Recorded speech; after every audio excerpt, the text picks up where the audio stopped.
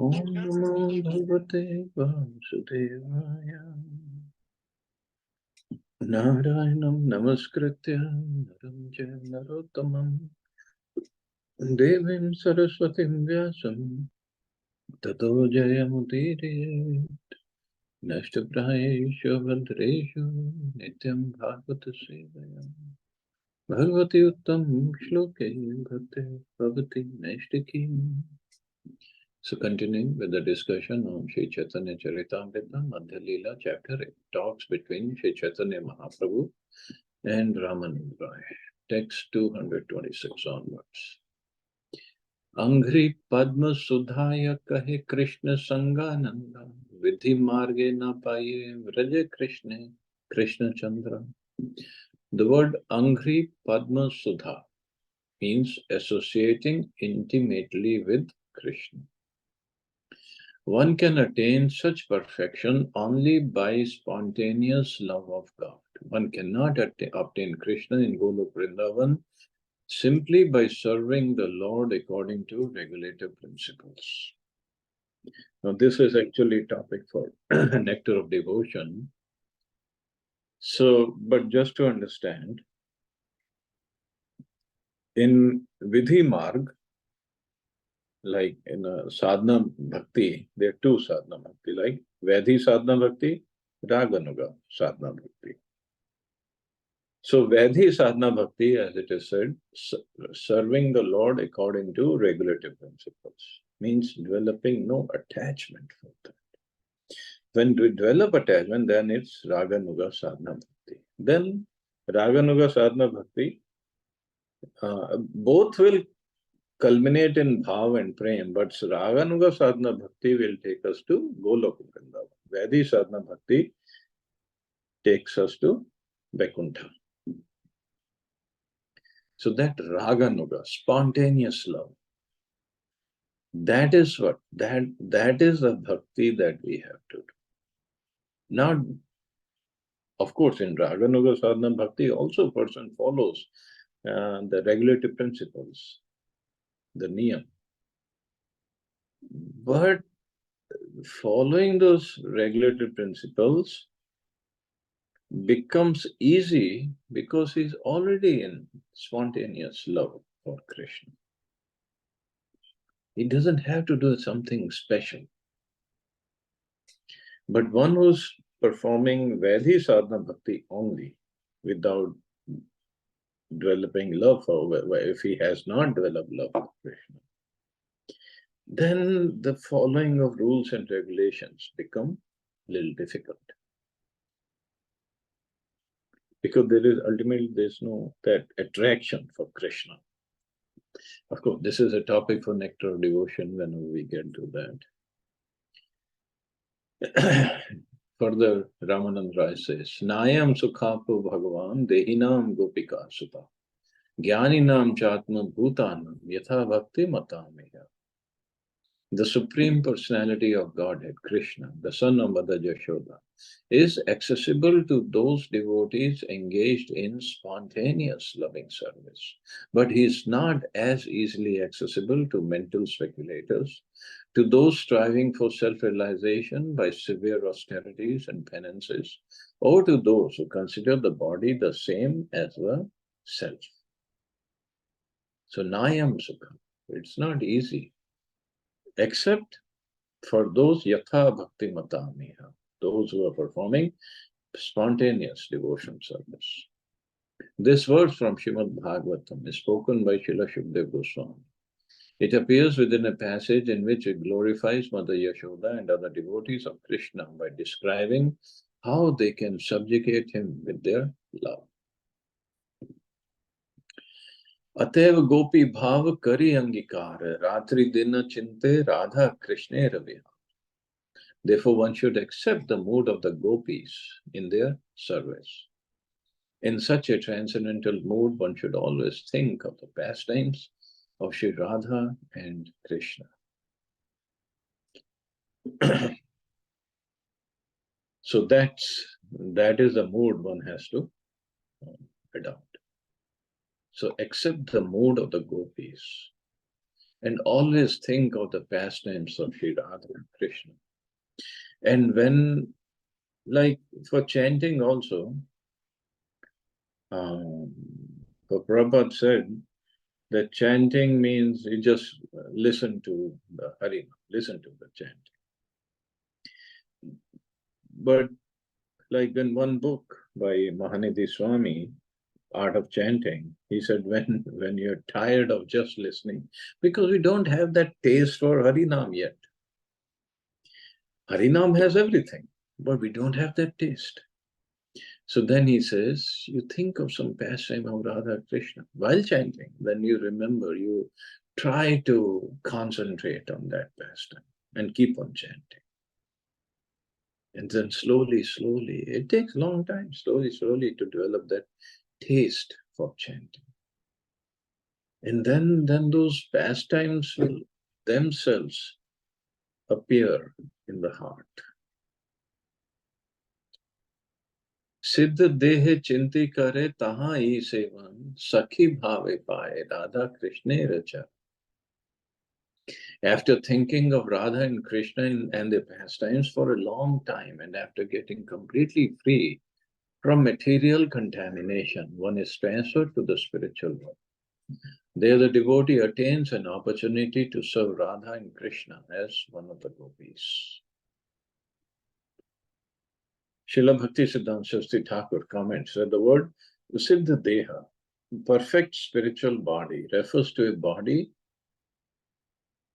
beyond the material gross body composed of 5 elements and the subtle astral body composed of mind, intelligence, and false ego. In other words, one attains a completely spiritual body fit to render service to the transcendental couple Radha and Krishna. Sarvapadhi Vinirmuktam.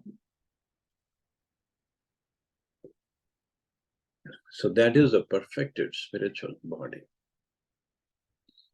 When one is situated in a spiritual body, which is beyond this gross and subtle material body, he is fit to serve Radha and Krishna. That body is called Siddha Deha. The living entity attains a particular type of gross body in accordance with the past activities and mental condition, or the consciousness. In this life, the mental condition changes in different ways, and the same living entity gets another body in the next life according to his desires. The mind, intelligence, and false ego are always engaged in an attempt to dominate material nature. According to that subtle astral body, one attains a gross body to enjoy the objects of one's desires. According to the activities of the present body, one prepares another subtle body. And according to the subtle body, one attains another gross body. This is the process of material existence. However, when one is spiritually situated and does not desire a gross or subtle body, he attains his original spiritual body. As confirmed by the Bhagavad Gita, Tyaktva deham punarjanam, naiti mameti soarjun. So transmigration, we get the next body based on the desires that we have developed while in this body. Means a subtle body first takes the shape of the next body that we're going to attain. And then when we die, we leave this body. Subtle body goes with the soul, and the new gross body is given according to the shape of the subtle body. And this is what Prabhupada says, how when one is spiritually situated, then he doesn't desire any. Where he has no material desire. So he does, his gross body and subtle body, material, they go away and he develops a spiritual body. One is elevated to the spiritual world by the spiritual body and is situated either in Golok Vrindavan or in another Vaikuntha planet. In the spiritual body, there are no longer material desires. And one is fully satisfied by rendering service to the Supreme Personality of Godhead, Radha and Krishna. This is a platform of bhakti. Rishikena Rishikesha Sevanam Bhakti Ruchyate. When the spiritual body, mind, and senses are completely purified, one can render service to the Supreme Personality of Godhead and his consort. In Vaikuntha, the consort is Lakshmi, and in Golok Vrindavan, the consort is Srimati Radharani. In the spiritual body, free from material contamination, one can serve Radha Krishna and Lakshmi Narayana. When one is thus spiritually situated, he no longer thinks of his own personal sense gratification. This spiritual body is called Siddha Deha, the body by which one can render transcendental service unto Radha and Krishna. So this is the goal, to attain that Siddha Deha. The process is that of engaging the transcendental senses in loving devotional service. This verse specifically mentions Sakhi Bhave Pai Radha Krishna Racha. Only transcendently elevated persons in the mood of gopis can engage in the service of the lotus feet of Radha and Krishna. So only in the mood of gopis. So that we know, to serve Radha and Krishna, but one can attain Vatsalya Ras also. But then one doesn't serve the lotus feet of Radha and Krishna. And similarly, friend, Sakhya Ras. So only in Sakhi Bhav, following the mode of gopis, then one can serve Radha and Krishna. Gopi anugatya vina aishwarya jnane, bhaji leha nahi paye vrajendra nandane. Unless one follows in the footsteps of the gopis, he cannot attain the service of the lotus feet of Krishna, the son of Nanda Maharaj. If one is overcome by knowledge of the Lord's opulence, he cannot attain the Lord's lotus feet, even though he is engaged in devotional service. So if one is overcome by knowledge of Lord's opulence, gopis, they don't follow Krishna's opulence. One can worship Lakshmi Narayan by the process of Vidhi Marga, worshipping the Lord with regulative principles according to the instructions of the Shastra and the spiritual master. But the Supreme Personality of Godhead, Radha Krishna, cannot be directly worshipped by this process. The dealings between Radha and Krishna and the gopis are devoid of the opulences of Lakshmi Narayan. The process of Vidhi Marg, following the regulative principles, is utilized in the worship of Lakshmi Narayan, whereas the process of spontaneous service, following in the footsteps of the gopis, who are the denizens of Vrindavan, is transcendently more advanced and is the process whereby Radha and Krishna are worshipped. One cannot attain this elevated position while worshipping the Lord in his opulence. Those attracted by the conjugal love between Radha and Krishna must follow in the footsteps of the gopis. Only then is it possible to enter into the Lord's service in Golok Vrindavan and directly associate with Radha and Krishna. So must follow in the footsteps of the gopis. So without that, of course, somebody will say, well, how do we do that?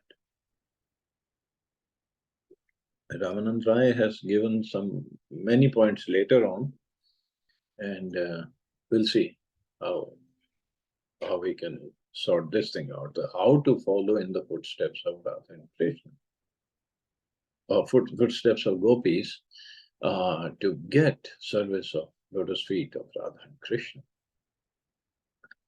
Tahate drishtanta Lakshmi karila bhajan, tathapi na paila brajendra nata. The example in this connection is the goddess of fortune, who worshipped Lord Krishna in order to attain his pastimes in Vrindavan. But due to her opulent lifestyle, she could not attain the service of Krishna in Vrindavan. Even Lakshmi ji could not attain. Nayam Shriyo Anga O Nitanta Rate Prasadam Swarayoshitam Nalina Gandha Rucham Kutuvanya Rasotsave Asya Bhuja Danda Grihita Kanta Labdha Shisham Yaudgata Vrajya Sundari. When Lord Krishna was dancing with the gopis in the Ras Lila, the gopis were embraced around the neck by the Lord's arms. This transcendental favor was never bestowed upon the goddess of fortune or other consorts in the spiritual world. Nor was such a thing ever imagined by the most beautiful girls in the heavenly planets, girls whose bodily luster and aroma resemble the beauty and fragrance of lotus flowers. And what to speak of worldly women who may be very, very beautiful according to what material estimation. So this is the position of gopis. Now, gopis, just like gopas, gopi means they just take care of the cows. Gopa means caretaker of cows, men, and gopis are ladies, caretaker. So what do they do in Vrindavan? They're taking care of the cows, picking up the cow stool, serving the cows, and taking care of the families,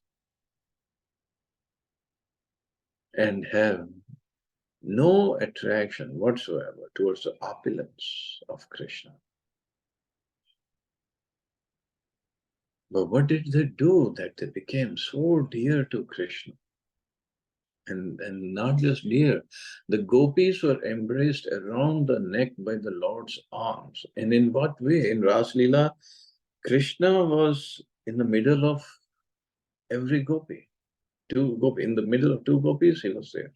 Means he was there with each and every gopi. There were millions and millions of gopis in the Ras Lila.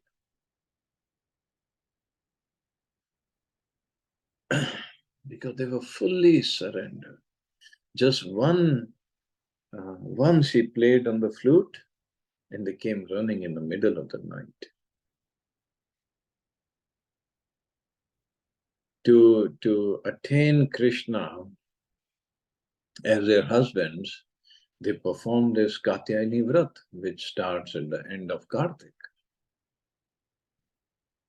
Katyayani Vrat. And all the gopis, it's also meant gopikas, means the little gopis.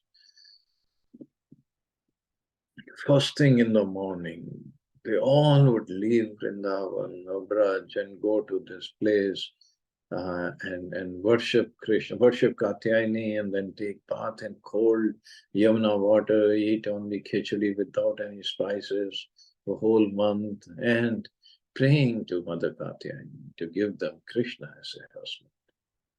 They didn't have any envy of each other, although everybody wanted the same person, Krishna, as a husband. Not just, they didn't have envy, but they were helping other gopis also in the morning. Get up, gopi, let's go. We have to go. And they all attained Krishna as a husband because Krishna did this Chir Haran Lila with the gopis.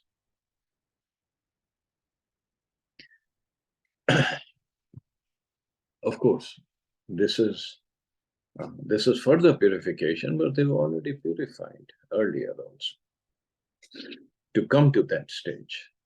And then further purification, and then further purification during Ras Lila when Krishna left all the gopis and he went away with Srimati Radharani. And the gopis, how they sang the Gopi Gita, and they were just remembering Krishna, nothing else, nobody else. This is what they moved, that is what makes them dear to Krishna. Eta shuni prabhu tare kaila alingan, dui jane gala gali kare na kranta. After hearing this, Lord Sri Chaitanya Mahaprabhu embraced Ramanand Rai, and both of them, embracing shoulder to shoulder, began to cry. Ei mata prema veshe ratri gonaila prata kale nij nij kare duhenge. The entire night was passed in this way, in ecstatic love of God. In the morning, they both departed to tend to their respective duties. Viday समय प्रभुर चरण धरिया Ramananda Rai kahe vinati kariya. Before departing from Sri Chaitanya Mahaprabhu, Ramanand Rai fell to the ground and caught hold of Lord's lotus feet. He then spoke submissively as follows. More kripa karite tomar iha agam, dina dosha rahi shodham mora dushtam. Sri Ramanand Rai said, you have come here just to show me your causeless mercy. Therefore, stay here for at least 10 days and purify my polluted mind. Toma vina anya nahi jiva udharite, Toma vina anya nahi Krishna premandite. But for you, there is no one who can deliver all the living entities. For you alone can deliver love of Krishna. Prabhu kahe aila shoni tomara gun, Krishna katha shoni shuddha karaite. The Lord replied, having heard about your good qualities, I have come here. I have come to hear about Krishna from you and thus purify my mind. Yaicha shunilu taicha dekilu tomara mahima, Radha Krishna prema ras, Gyanera tumi sima. Now that I have actually seen your glories, what I heard about you is confirmed. As far as the pastimes of Radha and Krishna in a loving mood are concerned, you are the limit of knowledge. Sri Chaitanya Mahaprabhu found Ramanand Rai to be the best authority in transcendental knowledge of the loving affairs between Radha and Krishna. In this verse, the Lord actually states that Ramanand Rai was a limit of this knowledge. So he knew everything. Dash diner ki katha yavat ami jiva, tavat tomhar sanga chadite nariva. Sri Chaitanya Mahaprabhu continued to say nothing of 10 days. As long as I live, I shall find it impossible to give up your company. Nila chale tumi ami thakiva eka sange, sukhe gonaiba kala Krishna katharang. You and I shall remain together at Jagannath Puri. We shall pass our time together in joy, talking about Krishna and his pastimes. And this is what actually happened. Ramanand Rai then just took retirement and came to Jagannath Puri. In fact, there is a small village between Jagannath Puri and Alalnath. There's a small village that there's a house in that village where Ramanand Rai used to stay, and his sword is still there. So when we go to Alalnath, on the way back, we can take darshan of that sword. Etabali duhe nij nij karegi, sandhya kale rai puna ashiya mili. In this way, they both departed to perform their respective duties. Then in the evening, Ramanand Rai returned to see Lord Chaitanya Mahaprabhu. Anya anya mili duhe nibrite vashi, prashnotar goshti kahe anandita haya. Thus they met time and time again, sitting in a secluded place and jubilantly discussing devotion service by the question and answer process. Prabhu puche Ramananda kare na uttara, ei matar sei ratre katha paraspara. Sri Chaitanya Mahaprabhu asked the questions and Sri Ramananda gave the answers. In this way, they were engaged in discussion throughout the night. So, although he got the most important question answered, but still for our purification, Mahaprabhu further asked more questions. So that will take it up tomorrow. Let's see anybody has any questions or comments.